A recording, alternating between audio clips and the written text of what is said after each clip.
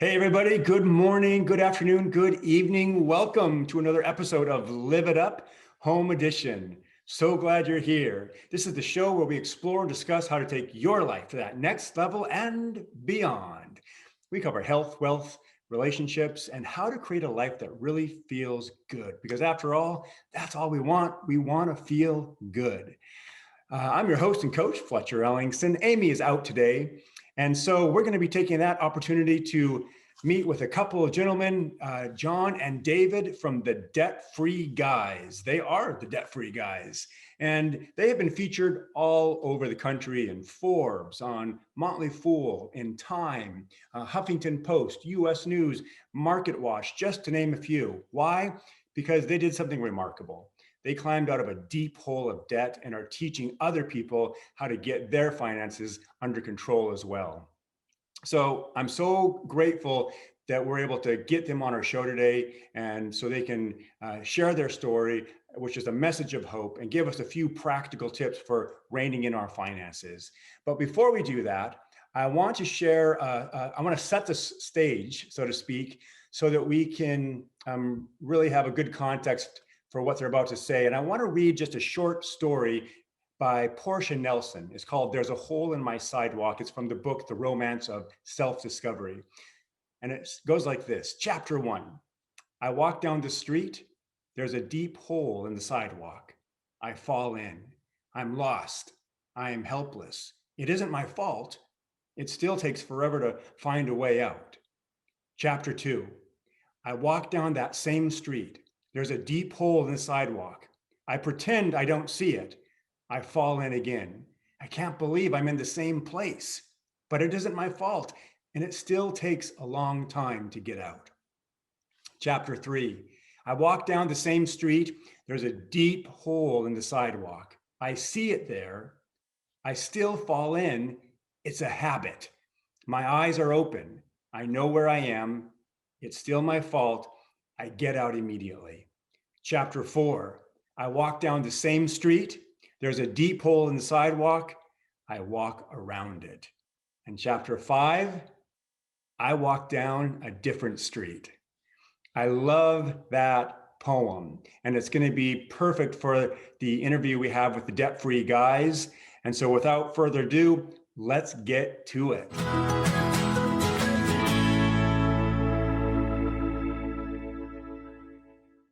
And here we are, guys, with the Debt Free Guys. Welcome to the show. Hello there. Thank you for having us. Yeah, we're excited to be here. Thank you. All right. We got David and John. John, raise your hand so we know which one is you. There he is. It must be David. All right. Hey, I've been following the Debt Free Guys for several years. I love what they're all about. And I am going to get right into the interview. I shared that story with Portia Nelson at the top in the introduction, and you guys are familiar with that poem. And what I'd like now for you just to give the nutshell version of the financial hole that you guys had to climb out of once upon a time ago. Yeah, for sure. So the quick and dirty of my story was that I moved out to Denver, Colorado after I graduated college with $5,000 cash in my bank account. And I thought that because it was the first time being 100% on my own, that I had to have all the adult things and real furniture and no longer using sticky tack to hang posters on my wall. So I had to get real decorations. And so because of all that, buying new boards, a new snowboard, bindings and all that stuff for snowboarding, and putting a down payment on a car, I quickly amassed over $25,000 in credit card debt within less than a year. So I all that to sort of prove that I was an adult and to make myself feel good really kind of hurt me within a span of about 12 months. Yeah. And did it prove that you were an adult? It did not. Actually, I'm still working on that part. My story is slightly different. When I was, I think around 19, maybe a year after graduating from high school, my parents helped pay for a trip to Ireland and England for me. We used to live in Ireland for a short time period when I was younger. I had friends over there.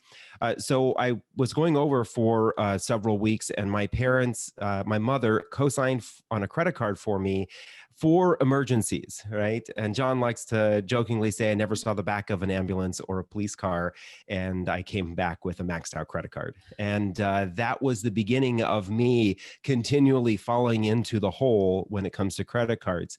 One of the interesting things is it's similar to the frog being boiled in the water, right? You just don't know what's happening to you. And when you max out a credit card, they move up your limit. As long as you're making those payments, right? Those monthly payments. So mine went from 500 to 1,000 to 2,000 to 5,000 to 10,000. It was just constantly being raised because I was making the payments. And at one point in time, I could have paid my credit cards off with what I was making monthly. But then eventually it tipped over to the point where I couldn't. And pretty soon I got to a point where I just completely put it in the back of my mind and forgot about it and wrote that minimum monthly payment check every month or sent that money every month. And then that was the albatross around my neck financially that lasted until a year and a half after John and I got together. And if I remember correctly, I think when you guys got together combined, you had a total debt of like around $52,000 or something of credit card debt. Is that accurate? Yeah, Right. about $51,000. Yeah. $1,000. And that was credit card debt specifically, mostly? 100% all credit card debt. Yeah. Okay. So a deep, deep, dark hole. Yeah. And I think you said to make things worse, you guys were in a basement apartment with not a lot of light. And I'm sharing some of your story because it's so impressive. But the other thing is you guys were financial planners, right? Right. We both had worked in the financial services industry for a period of time before that. I think between the two of us, we had a combined tenure of about 15 years. And during that time period, we were encouraging people to plan for the future, right? So make sure you're setting aside money for retirement. Make sure you're setting aside money to start a family, to put a down payment on a house, all of the things, right? All of the things you're supposed to do. And we were not doing any of the things that you're supposed to do financially, even though we knew better. I think that's why it's so appropriate, in the halfway through the poem, it talks about knowing that the hole is there and you still fall in. Well, that was us over and over again. Yes. Now you did eventually climb out of the hole. You paid off debt. How long did that take? It took us just under 3 years, about 2.5 to 3 years. So, and that's why you guys are the debt-free guys, and that's why you are able to help other people, because you figure out a way to pay off 51 grand in just under 3 years. That's pretty damn impressive, right? Yeah, we're pretty impressed with ourselves. Well, and so what we did was, after we realized how much credit card debt we had, one of the first exercises we did was David grabbed all of our statements from all of our accounts, checking, credit cards, savings, all of that, and itemized all of our expenses for the previous 12 months. Because that year and a half that we were living in the basement, we were making okay money. We were both in financial services, so we had decent jobs, and we just couldn't understand, what is the discrepancy here? Why aren't things working out for us? Yeah. He itemized all of our expenses, and it was glaringly obvious what was wrong. We were living champagne lifestyles on a beer budget. And, had you asked us at that time to grade our lives, what was the quality of our life, we would have said, they're okay. But when you actually looked at our itemized expenses for an entire year, we were living like ballers. We just didn't know it. And, clearly that wasn't providing us the satisfaction that we thought it was providing us. And when you looked at the debt that we had and the high credit card interest rates that we were paying, costing us about $10,000 a year, it certainly wasn't worth it. But we had no idea because we were completely unconscious to what we were doing. Got it. And now you're helping other people get out of debt and take control of their financial lives. I'll just add here this idea of feeling good, right? John and I also know the statistics that are surround financial anguish, right? The data point says that individuals who commit suicide are 8 times more likely to have debt, especially credit card debt. Upwards of 50 to 60% of Americans worry about their finances every single day. These are things that block us from being able to live the good life. And we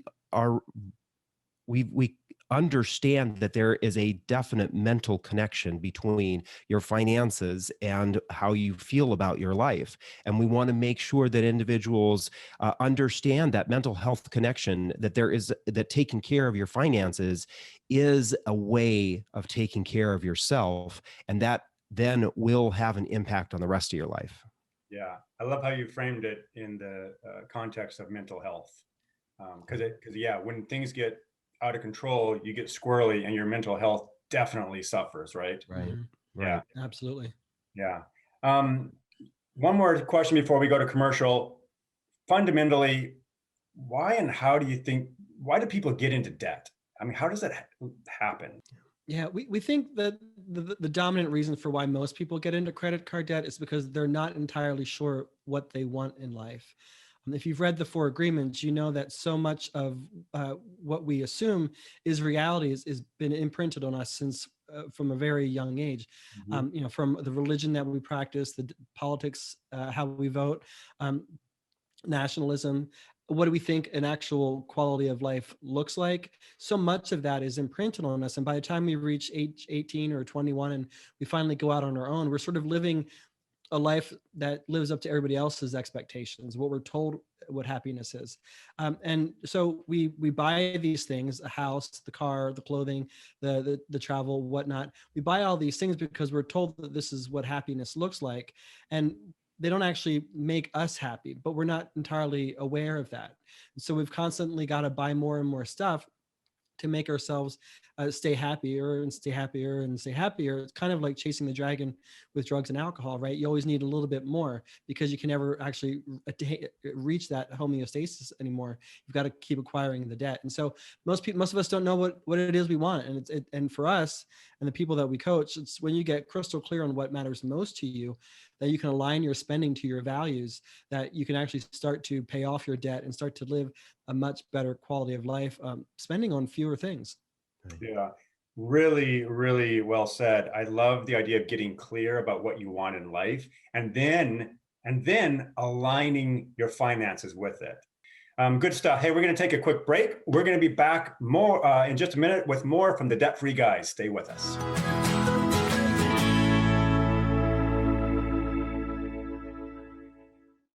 Hey, everybody, welcome back to the show. I'm really enjoying this conversation with the Debt Free Guys. More questions for you. What prevents people from paying off their debt quickly once they're in debt? I think that there's two primary reasons why when individuals get into that hole that they can't get themselves out of. One, the system, the debt system, borrowing money is designed to keep you in that hole, because when you borrow money, these companies make money, right? They're in business to lend you money. They want to make money. They want to make as much money, just like you want to make as much money as possible. They're a company that wants to make as much money as possible. Their systems are set up to basically make it harder and harder to get out of the hole, to keep us in debt, unless you have the second piece, and that is a plan, a system, a strategy that will help you figure out how to pay that off. And a lot of folks just kind of assume that they must know that themselves. I have to know how to do that themselves. But the reality is no one teaches us that, right? We don't learn, most of the time we don't learn that from our parents, from school. We stumble into life, we acquire the debt, and we don't have any tools or strategies to help us get out. I got to pause there because that is so important for people to hear. And what I really want them to hear is that, yes, the system is designed to ensnare you and keep you in the system of constantly needing to borrow and use credit. What I want them to hear is it's not your fault. Like, this happens to especially young people. It's not your fault that you've fallen into this debt, and it is 100% your responsibility. Yeah. I will say also, John and I encourage individuals to remember that there's no shame in having debt. Everyone will eventually at some point in their life have debt, right? The shame is not having a plan to get out of debt, to pay that debt off. If you don't have a plan, you're not trying to make your life feel good, right? You're just allowing yourself to be in the hole in the Mhm. darkness and suffer, right? So come up with the plan, start to want the desire to feel good when your debt is all paid off is the motivator, the driver of getting out of debt.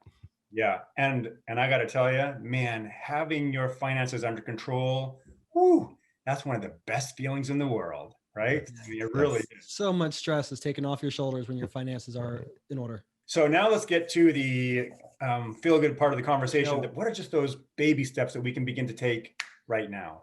The first step is to figure out what it is you truly want in life. What is it that fuels your soul? Turn out everything that everybody else has told you. Turn out everything even that you think you might believe today, and really get centered and know what it is that you want. And then to David's second point, get on a plan to pay off your debt. We know that most folks are familiar with the snowball and the avalanche method, and they both have their pluses and minuses. We have an affinity towards our debt lasso method because we think it's the fastest, most effective way to help people get out of credit card debt, because it does remove that largest variable, the high credit card interest rate, in the third step. Got it. And is that a method that you developed just kind of as you guys were paying off your own debt? Yeah, so when we were looking at how we were going to pay off our debt, we looked at the snowball and the avalanche method. And with $51,000 in credit card debt, we were looking at about 6 to 8 years. Yeah. Anywhere from 4 to 6 years. 4 to 6 years to pay off that debt. And we didn't have that patience. One, I'm not an inherently patient person. And so that puts a lot of pressure on David. But two, we were in our 30s and we didn't want to wait, another 5-10 years until we could actually move on with our lives. Yeah. So we came up with the debt lasso method, which is a 5-step process. The first is to commit, and that comes in 2 parts. One, commit to not acquiring any more credit card debt. That's one of the best ways to start to rein in your spending. And 2, to commit to paying a portion of your credit card bills every month, ideally an amount that's over your minimum monthly payment. Step 2 is to trim. So based on that amount of money that you've committed to paying every single month, put that money towards any cards that you can pay off within 1 or 2 months and pay them off quickly and immediately. That way you get some quick wins, just like with the snowball method. Yeah. Step number 3 is the lasso portion of the debt lasso process. And this is where you focus on that, what we talked about, that big speed bump that slows everybody down from paying their debt off. And that is trying to reduce the interest that you pay on your credit cards down as low as possible, either through a balance transfer or a low interest loan. That's what allows you to really speed up the process. Then step 4 is to automate this, because if you don't automate, a lot of times just the idea of paying the debt off becomes a hurdle for individuals. So as soon as you automate this, it does really become a normal part of your life, but you don't want to just set it and forget it. You do want to do step 5, and that is to monitor, especially when you get to the point where you're going to pay off a credit card and you want to shift that initial payment that you made that commitment to, you want to shift that to paying off a different loan or a different credit card. All of this together really expedites the process and is what really allowed us to pay our debt off in that slightly over 2.5 years, under 3 years, for that $51,000. It's the fastest way of paying your debt off. Yeah. Now you guys are coaching other people and you're teaching them how to do it. Are you seeing your clients have success with this? Oh yeah. Oh yeah. Yeah. So we've had the course we initially published a little over 2 years ago, and we're just under helping people pay just under about $500,000 in credit card debt so far. So we made some massive progress. We have a weekly coaching call that we used to just call the credit card payoff call, but our members have since started calling it money therapy, because we talk about challenges and wins, and we help guide people through the course, which is a 5-module course. But after you've kind of got everything in place and you're just kind of monitoring and assessing, people make huge strides in paying off their debt. So every week we have a call. Somebody has paid off a card or put a huge chunk of money towards their credit card debt, and it's awesome to see how fast people start making progress. And we just talked about this last night, that just being more conscious and having a strategy set in place that you've committed to helps people make leaps and bounds. And all of a sudden they just see this financial anxiety start to disappear. Yeah. And as we've talked about before with you, that it's more than just paying your debt off, right? This ends up having a ripple effect in other aspects of your life, and your overall financial well-being then helps you feel better about yourself, right? Not only are you getting rid of some of those feelings of inadequacy that we have because we may not understand how to pay our debt off, or may not understand finances because we think everybody else does and we're the only one who doesn't. When you start to get rid of those feelings, you start to have such a more positive attitude about other, or feeling about other aspects of your life. We've had individuals talk about in our group about how this has helped them lose weight. They're seeing the light at the end of the tunnel. They have a positive attitude towards or outlook on other aspects of their lives. It really ties into this whole idea of practicing feeling good, because you're feeling good about a very important aspect of your life. Thank you for saying that. That is so important. Yeah, when we feel like we're getting control or over one area of our life, it does bleed into the other areas of our life, right? Yeah. And so you begin to see growth and feeling good in those other areas. Love that. Thanks for tying that all together. Yeah. Hey, we're just about out of time, but I want to make sure if people want to get in touch with you and get on these calls and get some coaching and really take control of this, lasso up that debt, how do they get in touch with you? Sure thing. Our main platform is our website at debtfreeguys.com, and on all social media platforms, we're Debt Free Guys. We also have the Career Money podcast, where we talk about the financial nuances of the LGBTQ community. And you can find all of our information about our products and services and our credit card payoff course at debtfreeguys.com as well. I love it. You guys, thanks so much for sharing your story and sharing some hope and inspiration for others who are in that boat. And it's always a pleasure to talk with you guys. So take care. And now you know what it's time to do. It's time to get out there. It's time to be a source of kindness, be a source of contribution. You do have something to offer this world, and I believe in you.